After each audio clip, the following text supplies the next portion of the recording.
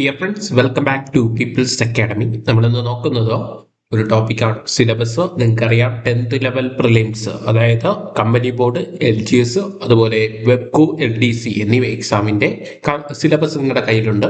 അതിനകത്ത് പറഞ്ഞിട്ടുണ്ട് ഇന്ത്യയുടെ ഭൂമിശാസ്ത്രപരമായ സവിശേഷതകൾ എന്നൊരു ടോപ്പിക്കുണ്ട്. അതുപോലെ അതിർത്തികളും അതിരുകളും എന്നൊരു ടോപ്പിക്കുണ്ട്. അപ്പൊ ഇതുമായിട്ട് ബന്ധപ്പെട്ട് ആദ്യത്തെ നമ്മൾ ടോപ്പിക് എടുക്കുകയാണ്, ഇന്ത്യയുടെ ഭൂമിശാസ്ത്രപരമായ സവിശേഷതകൾ എന്ന ഭാഗം. അതിന് ഒന്നാമത്തെ ഭാഗമായ വീഡിയോ ആണ് നമ്മൾ ഇന്ന് ഡിസ്കസ് ചെയ്യുന്നത്. അപ്പോൾ ഈ ഭാഗം പഠിക്കുമ്പോൾ കൃത്യമായിട്ട് നിങ്ങളുടെ മുമ്പിൽ ഒരു ഇന്ത്യയുടെ മാപ്പ് ഉണ്ടാവണം. മാപ്പ് വെച്ച് മാത്രമേ ഇന്ത്യയുടെ ഭൂമിശാസ്ത്രം പഠിക്കുമ്പോൾ നിങ്ങളുടെ മുമ്പിൽ മാപ്പ് ഉണ്ടായിരിക്കണം എന്ന പ്രധാനപ്പെട്ട ഒരു കാര്യമാണ്. ഇനി നമ്മൾ ഏതൊക്കെ SCERT ചാപ്റ്ററുകളിലാണ് ഭൂമിശാസ്ത്രവുമായി ബന്ധപ്പെട്ട ടോപ്പിക്കുകൾ കിടക്കുന്നത് എന്ന് നോക്കാം കേട്ടോ. ആദ്യത്തത് ക്ലാസ് 5 സ്റ്റാൻഡേർഡിലെ ചാപ്റ്റർ 11 നമ്മുടെ ഇന്ത്യ എന്ന ഭാഗം, പാർട്ട് 2 രണ്ടാം ഭാഗത്തിലാണ് നമ്മുടെ ഇന്ത്യ എന്നൊരു ഭാഗമുണ്ട്. അതിനകത്ത് ഇന്ത്യയുടെ ഭൂമിശാസ്ത്രപരമായ പ്രത്യേകതകൾ പറയുന്നുണ്ട്. അടുത്ത ചാപ്റ്റർ ക്ലാസ് 7ാമത്തെ ക്ലാസ്സിൽ ചാപ്റ്റർ 13 ഇന്ത്യയിലൂടെ എന്ന ഭാഗത്തില് പാർട്ട് 2 അതിലും ഇന്ത്യൻ ഭൂമിശാസ്ത്രത്തെക്കുറിച്ച് പറയുന്നുണ്ട്. അടുത്ത ക്ലാസ് 10ാം ക്ലാസ്സിലെ ചാപ്റ്റർ 7 വൈവിധ്യങ്ങളുടെ ഇന്ത്യ എന്ന ഭാഗം, പാർട്ട് 2 ഭാഗം. അടുത്ത ക്ലാസ് 10 തന്നെ ചാപ്റ്റർ 8 ഇന്ത്യ സാമ്പത്തിക ഭൂമിശാസ്ത്രം, ഭൂമിശാസ്ത്രം എന്ന പാർട്ട് 2. ഇത്രയും SCERT ടെസ്റ്റുകൾ നിർബന്ധമായും എന്ത് ചെയ്യണം, വായിച്ചിരിക്കണം. അപ്പോൾ ഇത് പ്രധാനപ്പെട്ട പോയിന്റാണ്. ഇത് ഓർത്തു വയ്ക്കാൻ വേണ്ടി കൃത്യമായിട്ട് ഓർത്തു വയ്ക്കുക. അതിനുശേഷം നമുക്ക് ഇന്നത്തെ വീഡിയോയിൽ നമ്മൾ ഡിസ്കസ് ചെയ്യുന്ന മെയിൻ ബേസിക് ഫാക്ട്സ് ആണ്. അപ്പൊ അതിന്റെ ഉള്ളറകളിലേക്ക് പോകും. ആദ്യം നമുക്ക് ബേസിക് ഫാക്ട്സ് നോക്കാം. ശ്രദ്ധിക്കാം. ഭൂമധ്യരേഖയ്ക്ക് വടക്ക്. അപ്പൊ ശ്രദ്ധിക്കുക, ഇന്ത്യ സ്ഥിതി ചെയ്യുന്ന എവിടെയാണ്? ഭൂമധ്യരേഖയ്ക്ക് വടക്ക് എന്ന് മനസ്സിലാക്കിയ. ഭൂമധ്യരേഖയ്ക്ക് വടക്കാണ് സ്ഥിതി ചെയ്യുന്നത്. ഉത്തര അക്ഷാംശം 8°4'നും 37°6'നും, അതുപോലെ പൂർവ്വരേഖാംശം 68°7'നും 97°75'നും ഇടയിലാണ് ഇന്ത്യ സ്ഥിതി ചെയ്യുന്നത്. ഏറ്റവും പ്രധാനപ്പെട്ട പോയിന്റ് ആണ്, ശ്രദ്ധിക്കുക. 8°4'നും 37°6'നും ഇടയിൽ. 37°6'നും എന്താ ഉത്തര അക്ഷാംശം, പൂർവ്വരേഖാംശം 68°7'നും 97°75'നും ഇടയിൽ, 7-5'നും ഇടയിൽ സ്ഥിതി ചെയ്യുന്നതാണ് ഇന്ത്യ. ഇപ്പോ ഇന്ത്യയുടെ അതിരുകൾ ഏതൊക്കെയാണ്? കിഴക്ക് ബംഗാൾ ഉൾക്കടൽ. അപ്പൊ കിഴക്കെന്ന് പറഞ്ഞാൽ എന്താ?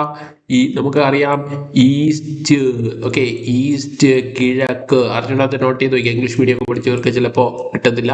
കിഴക്ക്, ഈസ്റ്റ് എന്ന് പഠിച്ചു വയ്ക്കുക. വെസ്റ്റ്, പടിഞ്ഞാറ്. ഒന്ന് ജസ്റ്റ് ഒന്ന് വരച്ചു വെച്ചിരിക്കുക, പടിഞ്ഞാറ്. നോർത്ത് എന്താ? വടക്ക് എന്ന് പഠിച്ചു വയ്ക്കുക, വടക്ക്. സൗത്ത്, തെക്ക് എന്ന് പഠിച്ചു വയ്ക്കുക, തെക്ക്. അപ്പൊ കിഴക്ക് ബംഗാൾ ഉൾക്കടൽ. ഇപ്പൊ കിഴക്കെന്ന് പറയുന്ന ഈ സൈഡാണ്, അപ്പൊ ഇതാണ് ബംഗാൾ ഉൾക്കടൽ. അടുത്ത പടിഞ്ഞാറ് അറബിക്കടൽ. പടിഞ്ഞാറ് എന്ന് പറയുന്ന ഈ ഭാഗത്താണ് അറബിക്കടലാണ്. അടുത്ത വടക്ക് നോർത്ത് എന്താ? ഹിമാലയൻ പർവ്വതം. ഇങ്ങനെ വളർന്നു കിടക്കുന്ന ഹിമാലയൻ പർവ്വതം. ഇവിടെ ആയിട്ട് വളർന്നു കിടക്കുന്ന ഹിമാലയൻ പർവ്വതം. അടുത്ത തെക്ക് ഇന്ത്യൻ മഹാസമുദ്രം. ഒരു രാജ്യത്തിന്റെ പേരിൽ അറിയപ്പെടുന്ന സമുദ്രമാണ് ഇന്ത്യൻ മഹാസമുദ്രം. അപ്പൊ തെക്ക് ഇന്ത്യൻ മഹാസമുദ്രം. അടുത്ത ബംഗാൾ ഉൾക്കടലിൽ സ്ഥിതി ചെയ്യുന്ന ആൻഡമാൻ നിക്കോബാർ. 2 പോയിന്റ് കിട്ടി. ബംഗാൾ ഉൾക്കടലിലാണ് എന്ത് സ്ഥിതി ചെയ്യുന്നത്? ആൻഡമാൻ നിക്കോബാർ സ്ഥിതി ചെയ്യുന്നത്. ബംഗാൾ ഉൾക്കടലിലാണ് ആൻഡമാൻ നിക്കോബാർ സ്ഥിതി ചെയ്യുന്നതോ. അതുപോലെ തന്നെ അറബിക്കടലിൽ സ്ഥിതി ചെയ്യുന്ന ലക്ഷദ്വീപ് സമൂഹവും ഏതിന്റെ ഭാഗമാണ്? ഇന്ത്യയുടെ ഭാഗമാണ്. ഇത്രയും കാര്യങ്ങൾ കൃത്യമായിട്ട് നോട്ട് ചെയ്ത് വെച്ചോളാം. ചോദ്യം ചോദിക്കാം. ഈ തരുന്ന പോയിന്റുകൾ എന്തായി സ്റ്റേറ്റ്മെന്റ് ആയിട്ട് ചോദിച്ചിട്ട് ഉത്തരം എഴുതാൻ പറയും. അപ്പോൾ ഇതിൽ തെറ്റായിട്ട് ഏത് എന്ന് ചോദിക്കാം. അപ്പൊ അതുകൊണ്ട് കൃത്യമായിട്ട് ഓർത്തു വയ്ക്കുക. കിഴക്കാണ് ബംഗാൾ ഉൾക്കടലെന്നും, പടിഞ്ഞാറാണ് അറബിക്കടലെന്നും, വടക്കാണ് ഹിമാലയം എന്നും, തെക്കാണ് ഇന്ത്യൻ മഹാസമുദ്രമെന്നും കൃത്യമായിട്ട് നോട്ട് ചെയ്ത് പഠിച്ചോളാം. അതുപോലെ തന്നെ ബംഗാൾ ഉൾക്കടലിലാണ് ആൻഡമാൻ നിക്കോബാർ സ്ഥിതി ചെയ്യുന്നതെന്നും, അടുത്ത ലക്ഷദ്വീപ് സ്ഥിതി ചെയ്യുന്നത് ഈ അറബിയൻ കടലിലാണെന്ന് കൂടി കൃത്യമായിട്ട് പഠിച്ചു വയ്ക്കുക. അടുത്ത് നോക്കേണ്ടത് ഇന്ത്യയുടെ മൊത്തം വിസ്തീർണം എത്രയാണ്? ഇന്ത്യയുടെ വിസ്തീർണം എന്ന് ചോദിക്കുക 32,87,263 ചതുരശ്ര കിലോമീറ്റർ. മറന്നു വരുക 32,87,263 സ്ക്വയർ കിലോമീറ്റർ. അടുത്ത ഈ ഇന്ത്യയുടെ വിസ്തൃതി ലോക ഭൂവിസ്തൃതിയുടെ എത്ര ശതമാനം? 2.42%. ലോക ഭൂവിസ്തൃതിയുടെ എത്രയേ ഉള്ളൂ? 2.42 ഉള്ളൂ എന്ന് പറയുന്ന ഇന്ത്യയുടെ ഭൂവിസ്തൃതി എന്ന് പറയുന്നത്. ഓക്കെ, കൃത്യമായിട്ട് നോട്ട് ചെയ്ത് വയ്ക്കാൻ, പോയിന്റുകൾ കൃത്യമായിട്ട് പഠിച്ചു വയ്ക്കുക. അടുത്ത് നമുക്ക് നോക്കേണ്ടത് ഇന്ത്യ കര അതിർത്തി പങ്കിടുന്ന രാജ്യങ്ങൾ ഏതൊക്കെയെന്നാണ്. കര അതിർത്തി പങ്കിടുന്ന രാജ്യങ്ങൾ ശ്രദ്ധിച്ചോളൂ. ഓക്കെ, പറയുന്ന കാര്യം കൃത്യമായിട്ട് ശ്രദ്ധിച്ചോളൂ. ബംഗ്ലാദേശ്, ഈ മാപ്പ് എടുത്ത് വെച്ചാൽ കൃത്യമായിട്ട് നമുക്ക് മനസ്സിൽ വരും. ഇത് ഓർഡറിലല്ല ജസ്റ്റ് കൊടുത്തിരിക്കുന്നത്, ഞാൻ ഫുള്ള് പേര് ഇങ്ങനെ കൊടുത്തിരിക്കുന്നതാണ്. ജസ്റ്റ് ഓർഡറിൽ പഠിക്കാൻ വേണ്ടി ശ്രമിക്കുക കേട്ടോ.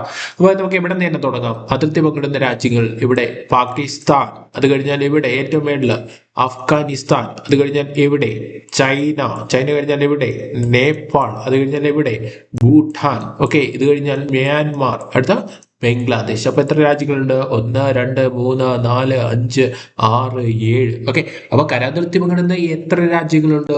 7 രാജ്യങ്ങളുമായിട്ട് എന്ത് ചെയ്യുന്നു? കര അതിർത്തി പങ്കിടുന്നു. ഓർത്തുവയ്ക്കാം, 7 രാജ്യങ്ങളുമായിട്ട് എന്ത് പങ്കിടുന്നു? കര അതിർത്തി പങ്കിടുന്നു എന്ന് ഓർത്തുവയ്ക്കാം. ക്ലിയർ? എന്നാൽ ഇന്ത്യ അതിർത്തി പങ്കിടുന്ന രാജ്യങ്ങളുടെ എണ്ണം ചോദിച്ചാൽ എത്ര രാജ്യങ്ങളുണ്ട്? 9 രാജ്യങ്ങളുണ്ട് എന്ന് ഓർത്തിരിക്കുക. അതിർത്തി പങ്കിടുന്ന രാജ്യങ്ങൾ 9, കര അതിർത്തി പങ്കിടുന്ന രാജ്യങ്ങൾ എത്രയാണ്? 7 എന്ന് കൂടി ഓർത്തിരിക്കുക. ഓക്കെ, അടുത്ത ഇന്ത്യ പ്രധാനമായും ഇവിടെ ഉത്തരാർദ്ധഗോളത്തിൽ സ്ഥിതി ചെയ്യുന്നു. മാപ്പ് എടുത്ത് ഗ്ലോബ് എടുത്ത് നോക്കുകയാണെങ്കിൽ ഏത് ഭാഗത്താണ് സ്ഥിതി ചെയ്യുന്നത്? ഉത്തരാർദ്ധഗോളത്തിലാണ് ഇന്ത്യ സ്ഥിതി ചെയ്യുന്നത് എന്ന് പറഞ്ഞിരിക്കുക. അടുത്ത നമ്മൾ അതിർത്തിയാണ് പറഞ്ഞതോ, ബംഗ്ലാദേശുമായിട്ടാണ് ഏറ്റവും കൂടുതൽ കര അതിർത്തി പങ്കിടുന്നത്. എത്രയാണ്? 4096.7 കിലോമീറ്റർ. അത് മൈലിൽ പറയുകയാണെങ്കിൽ 2545.57 മൈൽ. കൃത്യമായിട്ട് നോട്ട് ചെയ്ത് വയ്ക്കുക, എക്സാമിന് ചോദിച്ചിട്ടുള്ള കാര്യമാണ്.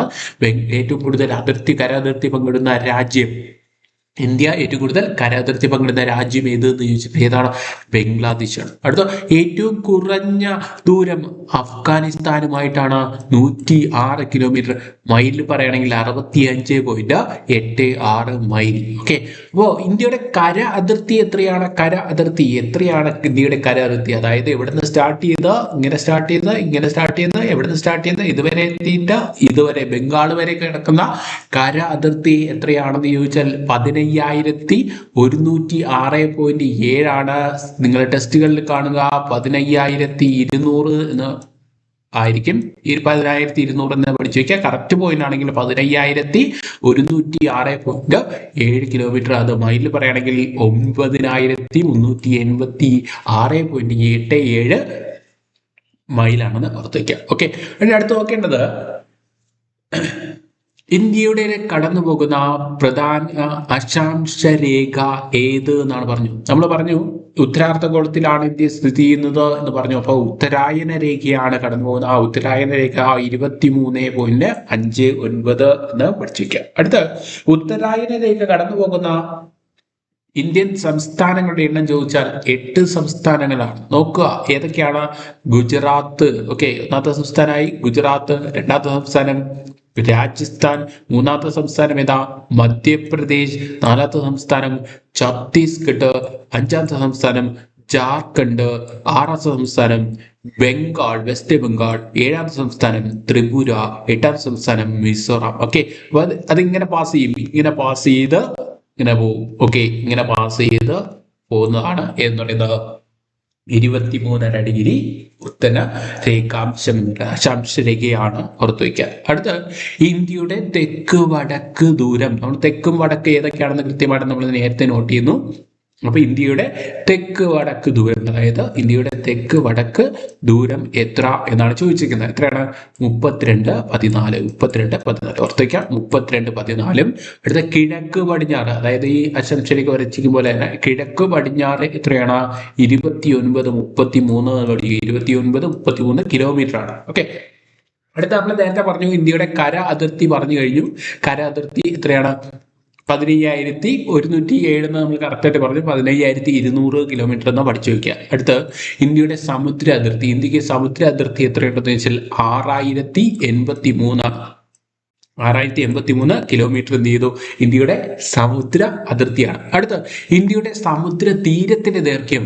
സമുദ്ര തീരത്തിന്റെ ദൈർഘ്യം എന്ന് പറഞ്ഞാൽ ഈ ഗുജറാത്തിന്റെ ഇവിടെ നിന്ന് ഇങ്ങനെ സ്റ്റാർട്ട് ചെയ്ത് മഹാരാഷ്ട്ര, ഗോവ, കർണാടക, കേരളം, തമിഴ്നാട്, ആന്ധ്രാപ്രദേശ്, ഒഡീഷ, വെസ്റ്റ് ബംഗാൾ ഇങ്ങനെ കിടക്കുന്ന ഇന്ത്യയുടെ സമുദ്ര തീര ദൈർഘ്യം 7516.6 കിലോമീറ്റർ ആണ്.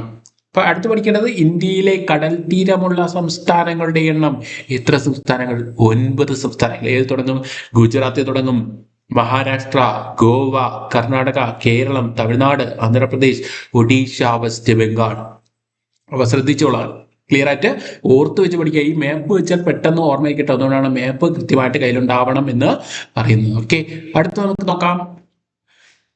ഇന്ത്യൻ ജനസംഖ്യ ലോക ജനസംഖ്യയുടെ എത്ര ശതമാനം? 17.5%. എത്രയാണ്? 17.5%.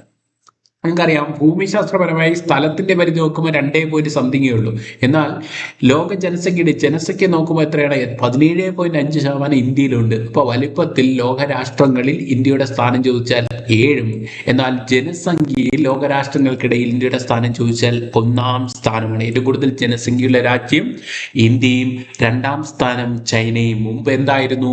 ചൈനയായിരുന്നു 1-ാം സ്ഥാനത്ത്. ചൈനയെ മറികടന്ന് ഇന്ത്യ എത്രയായി? 1-ാം സ്ഥാനത്ത് എത്തി. അടുത്ത ഏറ്റവും കൂടുതൽ സംസ്ഥാനങ്ങളുമായി അതിർത്തി പങ്കിടുന്ന ഇന്ത്യ സംസ്ഥാനം ചോദിച്ചാൽ ഉത്തർപ്രദേശാണ്. ഏറ്റവും കൂടുതൽ നിയമസഭാ സീറ്റുകളുടെ ഉത്തർപ്രദേശാണ്. ഏറ്റവും ലോകസഭാ സീറ്റുള്ള ഉത്തർപ്രദേശാണ്. അപ്പോൾ ഏറ്റവും കൂടുതൽ സംസ്ഥാനങ്ങളുമായി അതിർത്തി പങ്കിടുന്ന സംസ്ഥാനം ഏതാണെന്ന് ചോദിച്ചാൽ ഉത്തർപ്രദേശ്. കിടക്കുന്നതാണ് ഉത്തർപ്രദേശ്. അടുത്ത് ദക്ഷിണേന്ത്യയിലെ ഇന്ത്യയുടെ ധാന്യപുര എന്നറിയപ്പെടുന്ന സംസ്ഥാനം ചോദിച്ചാൽ പഞ്ചാബാണ്. ഇന്ത്യയുടെ ധാന്യപുര എന്നറിയപ്പെടുന്ന സംസ്ഥാനം പഞ്ചാബ് ഈ ഭാഗത്താണെന്ന് ഓർത്തു വയ്ക്കുക. ദക്ഷിണേന്ത്യയിലെ ധാന്യപുര എന്നറിയപ്പെടുന്നത് ആന്ധ്രാപ്രദേശാണ്. എന്ന് ഓർത്തു വയ്ക്കുക. ആന്ധ്രാപ്രദേശ് വിഭജിച്ചപ്പോ തെലങ്കാനയും ആന്ധ്രാപ്രദേശുമായപ്പോൾ തെലങ്കാനയ്ക്ക് എന്ത് ചെയ്യില്ല? കടൽ തീരമില്ല എന്നുകൂടി ഈ അവസരത്തിൽ ഓർത്തു വയ്ക്കുക. ദക്ഷിണേന്ത്യയിലെ ധാന്യപുര എന്നറിയപ്പെടുന്നത് ആന്ധ്രാപ്രദേശാണ് കൂടി ഓർത്തു വയ്ക്കുക. അടുത്ത ഇന്ത്യയുടെ അതിർത്തികൾ വരുന്നതാണ്. ഏതൊക്കെയാണെന്ന് നോക്കാം. ഇന്ത്യയുടെ കിഴക്കേ അറ്റം അറിയപ്പെടുന്നത്, ഇന്ത്യയുടെ കിഴക്കേറ്റം എന്ന് പറയുന്നത് ഈസ്റ്റ് ആണ്. ഈസ്റ്റ് അരുണാചൽ പ്രദേശിലാണ് സ്ഥലം വരുന്നത്. ഇന്ത്യയുടെ കിഴക്കേറ്റം അറിയപ്പെടുന്നത് കിബിത്തു. എവിടെയാണ്? കിബിത്തു. ഓക്കെ, കിബിത്തു. അടുത്ത ഇന്ത്യയുടെ അല്ലെങ്കിൽ ആൻഡമാൻ നിക്കോബാറിന്റെ തെക്കേ അറ്റം അറിയപ്പെടുന്നത് ഇന്ദിരാ പോയിന്റ്. ഓർത്തേക്ക, ഏതാണ്? ഇന്ദിരാ പോയിന്റ്. ഓക്കെ, അടുത്ത ഇന്ത്യയുടെ പടിഞ്ഞാറേ അറ്റം ഗുവാഹത്തി എവിടെയാണ്? ഗുജറാത്തിലാണ്. അടുത്ത ഇന്ത്യയുടെ അല്ലെങ്കിൽ സിയാച്ചിൻ ഹിമാനിയുടെ വടക്കേറ്റം എന്നറിയപ്പെടുന്നത് എവിടെയാണ്? ഇന്ദിരാക്കോൾ. കൃതിക ഇന്ദിരാക്കോൾ. ഓക്കെ, എവിടെയാണ്? ഇന്ദിരാക്കോൾ. ഏറ്റവും പകലുള്ള ഭാഗത്ത് വരുന്ന ഇന്ദിരാക്കോൾ. എന്നാൽ ഇവിടെ സംസ്ഥാനം എന്ന് ചോദിക്കണമെങ്കിൽ ഏറ്റവും അവസാനത്തെ സംസ്ഥാനം, ഇന്ത്യയുടെ വടക്കേറ്റത്തെ സംസ്ഥാനം എന്ന് ചോദിക്കണമെങ്കിൽ ഏത് വരും? ഹിമാചൽ പ്രദേശും. ഇന്ത്യയുടെ വടക്കേറ്റത്തെ കേന്ദ്രഭരണ പ്രദേശം എന്ന് ചോദിച്ചാലോ ലഡാക്ക് എന്ന് പറയുന്നതെന്ന് അടുത്തൊരിക്കുകയാണ് കേട്ടോ. അടുത്ത ഇന്ത്യയുടെ ഇന്ത്യയുടെ തെക്കേ അറ്റത്തുള്ള സംസ്ഥാനം ഏതാണ്? തമിഴ്നാട്. ഇന്ത്യയുടെ തെക്കേ അറ്റത്ത് തമിഴ്നാട്, കേരളമല്ല. കേരളത്തിന് കുറച്ചുകൂടി താഴോട്ട് തമിഴ്നാട് ഉണ്ടെന്ന് ഓർത്തുവയ്ക്കുക. വടക്കേറ്റ സംസ്ഥാനം നമ്മൾ പറഞ്ഞു ഹിമാചൽ പ്രദേശ്. ഇന്ത്യയുടെ കിഴക്കേറ്റ സംസ്ഥാനം ഏറ്റവും അവസാനം കിബിത്തു ഭാഗം ഉൾപ്പെടുന്ന അരുണാചൽ പ്രദേശും. ഇന്ത്യയുടെ പടിഞ്ഞാറേ അറ്റത്ത് ഏതാണ്? ഗുജറാത്ത് എന്നുകൂടി ഓർത്തുവയ്ക്കുക. അടുത്ത പോയിന്റ് നോക്കാം.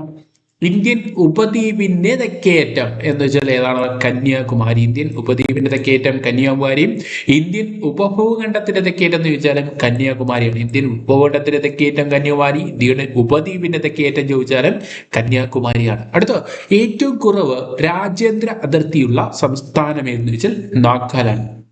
ഏറ്റവും കുറവ് രാജ്യാന്തര അതിർത്തിയുള്ള സംസ്ഥാനം ചോദിച്ചാൽ ഏതാണ്? നാഗാലാൻഡ്. മറന്നു വരുന്നത് നാഗാലാൻഡ്. ഓക്കെ, ഏത് ഭാഗത്താ? ഈ ഭാഗത്താണ് വരുന്നത് നാഗാലാൻഡ്. ഓക്കെ, അടുത്ത അന്താരാഷ്ട്ര അതിർത്തി പങ്കിടുന്ന ഇന്ത്യയിലെ ഏറ്റവും വലിയ സംസ്ഥാനം ചോദിച്ചാൽ രാജസ്ഥാനാണ് ഈ ഭാഗത്ത് കാണുന്ന അന്താരാഷ്ട്ര അതിർത്തി പങ്കിടുന്ന ഏറ്റവും വലിയ സംസ്ഥാനം രാജസ്ഥാനാണ്. അടുത്ത അന്താരാഷ്ട്ര അതിർത്തി പങ്കിടുന്ന ഇന്ത്യയിലെ ഏറ്റവും ചെറിയ സംസ്ഥാനം ചോദിച്ചാൽ സിക്കിം. ഈ കാണുന്നതാണ് സിക്കിം എന്ന് പറയുന്നത്, ഓർത്തു വയ്ക്കുക. അടുത്ത ഇന്ത്യയിൽ അനുഭവപ്പെടുന്ന കാലാവസ്ഥ ചോദിച്ചാൽ ഉഷ്ണമേഖലയാണ്. അതുപോലെ ഉഷ്ണമേഖല മൺസൂൺ കാലാവസ്ഥ, ഉഷ്ണമേഖലാ മൺസൂൺ. എന്താണ്? ഉഷ്ണമേഖല മൺസൂൺ കാലാവസ്ഥയാണ് ഇന്ത്യയിലെ കാലാവസ്ഥ എന്ന് പറയുന്നത്. അടുത്ത ഏറ്റവും പ്രധാനപ്പെട്ട ഒരു ഭാഗം, ഉപരിതല സവിശേഷതകൾ അടിസ്ഥാനമാക്കി ഇന്ത്യയെ 4 ഭൂപ്രകൃതിയായിട്ട് തിരിക്കാം. ഏതൊക്കെയെന്ന് ചോദിച്ചാൽ ഉത്തര പർവ്വത മേഖല, ഉത്തര മഹാസമതലം, ഉപദ്വീപീയ പീഠഭൂമി, തീര സമതല ദ്വീപുകൾ. ഇങ്ങനെ 4 ആയിട്ടാണ് ഇന്ത്യയുടെ ഭൂപ്രകൃതി അടിസ്ഥാനമാക്കി തിരിച്ചിരിക്കുന്നത്. അത്രയും ഭാഗങ്ങളുമായിട്ട് ഓരോ ടോപ്പിക്കിനും വിശദമായി പഠിക്കേണ്ടതുണ്ട്. അത് നമുക്ക് അടുത്ത ക്ലാസ്സിൽ നോക്കാം. ഇത്രയും കാര്യങ്ങൾ നിങ്ങൾക്ക് മനസ്സിലായെന്ന് വിശ്വസിക്കുന്നു.